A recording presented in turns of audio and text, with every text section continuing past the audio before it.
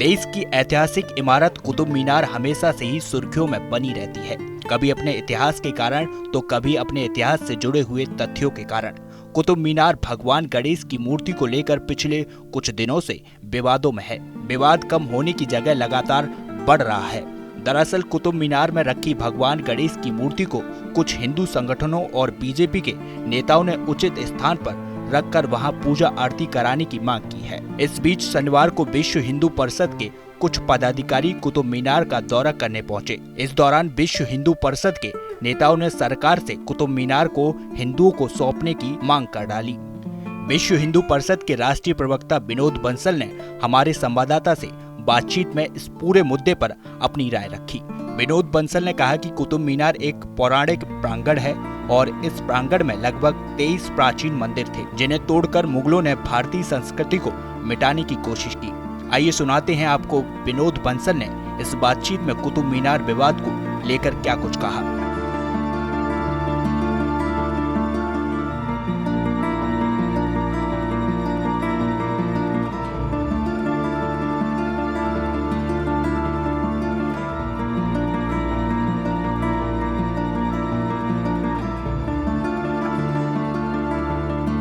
जी, विनोद जी, आपने कुतुब मीनार का दौरा किया है, तो उसको लेकर आप क्या कहते हैं और ये किस कारण से आपने कुतुब मीनार का दौरा किया था?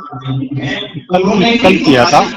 और बेसिकली क्या है कि कुतुब मीनार में जिस प्रकार से हिंदू मंदिरों को तोड़ करके और ये जो स्तंभ बना था, वास्तव में कुतुब मीनार क्या है, ये तो विष्णु स्तंभ है। और इस स्तंभ के आसपास जितना भी पूरे परिसर के अंदर हिंदू देवी देवताओं की मूर्तियों की दुर्दशा है। और हमारे जो प्रतीक चिन्ह हैं, सांस्कृतिक और आध्यात्मिक ऊर्जा के जो केंद्र हैं, उन सबको बुरी तरह से विभक्त तरीके से वो पेश किया हुआ है। कई मूर्तियों की जो हिंदू जैन बौद्ध मंदिरों की मूर्तियां हैं, उनको जो है महावीर स्वामी की मूर्ति हो, भगवान गणेश की हो, विष्णु भगवान की हो, उन सबको खंडित करके किसी की नाक तोड़ रखी है, किसी का मुंह तोड़ रखा है, किसी का हाथ तोड़ रखा है और किसी को पूरी तरह से ध्वस्त कर रखा है।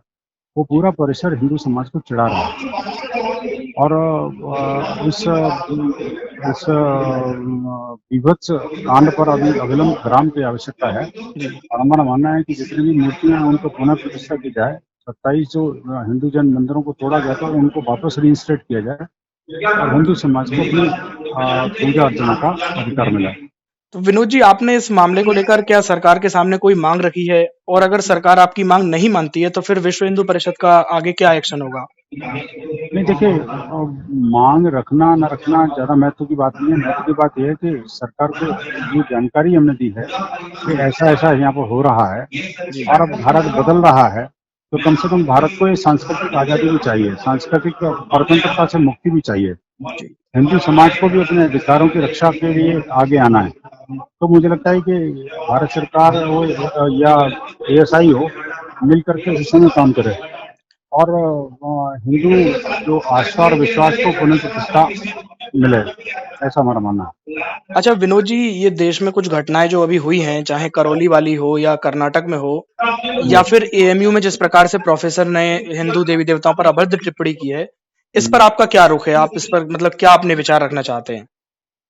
देखिए, इसमें दो ही कारण है कि जहाँ जहाँ इस्लामिक मान्यताओं के लोग बढ़ते चले जाते हैं या यूँ का जनसंख्या की असंतुलन बढ़ जाता है, तो उसके बाद ये परिस्थितियाँ बदलती हैं और मस्जिदों को या मुस्लिम बस्तियों को एक तरह से जिहादियों का अड्डा बना करके और हिंदू द्रोह के लिए खड़ा कर दिया गया।